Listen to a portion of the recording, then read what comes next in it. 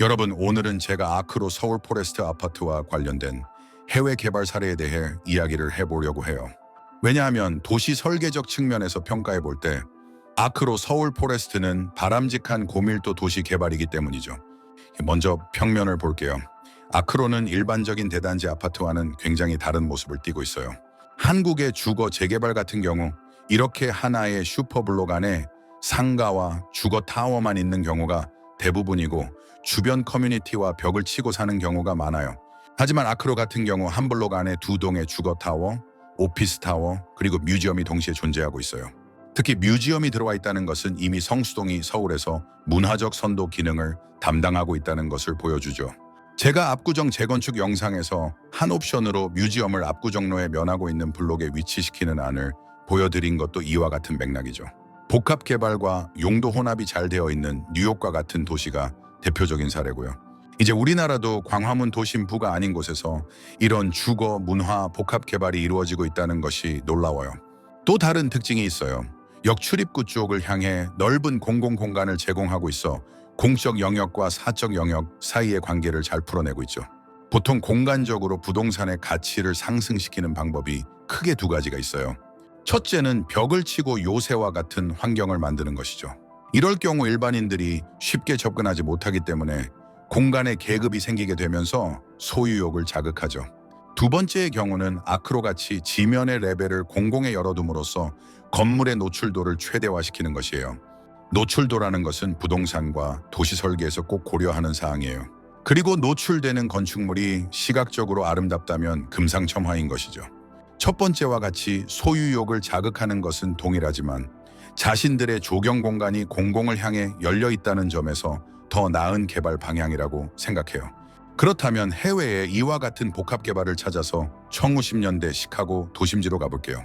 여러분이 지금 보고 계시는 이곳은 마리나시티라고 불리는 곳이에요. 1968년 완공된 이 프로젝트는 시카고를 대표하는 건축물이죠. 생김새가 옥수수를 닮아서 콩코비라고 부르기도 해요. 시카고 초고층 건물들이 죄다 사각형의 건물들 뿐이라 이 원형의 건물들이 눈이 가장 먼저 들어오죠. 여러분들이 잘 아시는 영화 배트맨, 트랜스포머 등 수많은 영화와 드라마에 출연한 역사를 가지고 있는 장소기도 하죠. 초고층의 탄생지인 시카고라 그런지 로봇의 스케일과 건물의 스케일이 잘 어울리네요. 강을 쉽게 건너 다니며 멋진 장면을 연출할 수 있었던 시카고 강을 보면 영화 감독이 왜 이곳을 영화 촬영지로 선정했는지 잘 알 것 같아요.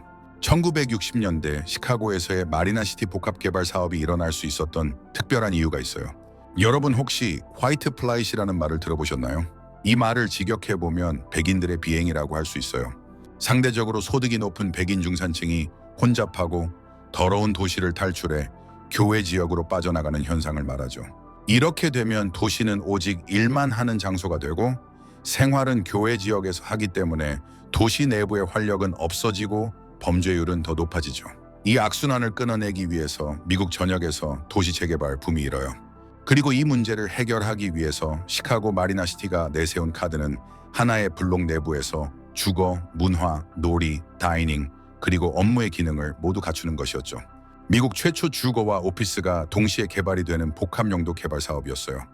여기 보이시는 두 개의 원형 공간이 아파트와 주거 타워이며 둥근 사다리꼴 모양으로 생긴 곳이 극장과 문화시설, 위쪽에 직사각형으로 생긴 건물이 오피스 건물이에요.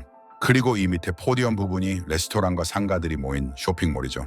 인면을 보시면 이렇게 보트를 띄울 수 있는 선착장도 계획되어 있어요. 건물 밖을 나가지 않고도 모든 도시 생활이 가능해진 것이죠. 도시 안에 또 다른 도시를 만든다고 하는 이 컨셉은 대성공을 거두게 되고 굉장히 빠른 시간에 완판이라는 타이틀을 갖게 되었어요. 마리나시티는 도시개발적 측면에서뿐만이 아니라 건축 설계에서도 획기적인 프로젝트죠. 보통 건축가들이 건물을 설계하는 데 있어서 이렇게 원형을 쓰기가 쉽지 않아요. 하지만 이 건물을 설계한 건축가 버트런드 골드버그는 원형을 이용함으로써 초고층 건물을 짓는데 최대 고려사항인 풍화중을 일반 직사각형 형태의 건물보다 약 70% 줄일 수 있다고 했죠. 건축물의 구조적 안정성을 쉽게 확보할 수 있다는 것은 그만큼 경제적이라는 것이죠. 그리고 모두 똑같이 생긴 직사각형의 건물은 정신적 슬럼을 생산한다고 주장했어요. 또한 원형 설계를 통해 아파트 유닛 구성을 재밌게 풀어냈어요. 이렇게 모듈 하나로 구성되면 원룸이 되고 하나 반을 이용하면 원베드가 되고 2개 반을 이용하면 투베드가 되죠. 그리고 원형이기 때문에 모든 유닛에서 파노라마 뷰가 나오게 되는 것이에요. 1960년대에 원형 공간을 스마트하게 썼던 건축가의 능력이 정말 존경스러워요. 건축적 그리고 도시 설계적으로 모든 것을 만족시킨 마리나시티 개발 사업은 현재까지도 많은 도시 개발 사업에 영향을 끼치고 있죠. 이러한 개발 사업이 성공하기까지는 정말 다양한 그룹과 레벨에서 노력이 필요해요. 1960년대 미국은 앞서 설명했던 것과 같이 도시 재개발의 필요성이 두드러졌던 시대였죠. 1966년 시카고 기본계획에서도 그러한 노력들을 살펴볼 수 있어요. 중산층 가구의 비율을 유지하는 것은 도시가 정상적으로 작동하는데 필수적인 요소이며 그에 따라 다양한 주거 유형을 도시 안에 반드시 공급해야 하는 사명을 가지고 있었어요. 이렇게 주거 밀도 패턴과 유형에 관한 전략을 보았을 때 중심 상업 지구에 마리나 시티와 같은 개발이 나올 수밖에 없었을 거예요. 상위 도시 계획과 도시 설계, 그리고 건축의 방향성이 일치되는 모습을 볼 수 있죠. 자, 이렇게 마리나 시티와 아크로포레스트를 동시에 비교해보니 프로그램 구성이 정말 비슷하죠. 2개의 주거 타워, 오피스, 그리고 문화시설과 상가. 하지만 개발 의도와 주체는 많이 다르다고 할 수 있어요. 아크로포레스트는 중산층을 타깃으로 한 개발 사업이 아니라 상류층을 위한 초고가 아파트를 짓기 위한 것이었죠. 하지만 마리나시티 같은 경우 죽어가는 도시를 살리기 위해 중산층을 데려올 목적으로 지어졌고 개발 주체는 노동기구였어요. 물리적인 표현력은 비슷할지라도 개발의 원동력은 정말 다를 수 있다는 도시계획의 교훈은 공부할수록 재밌네요. 그럼 다음에 뵙겠습니다.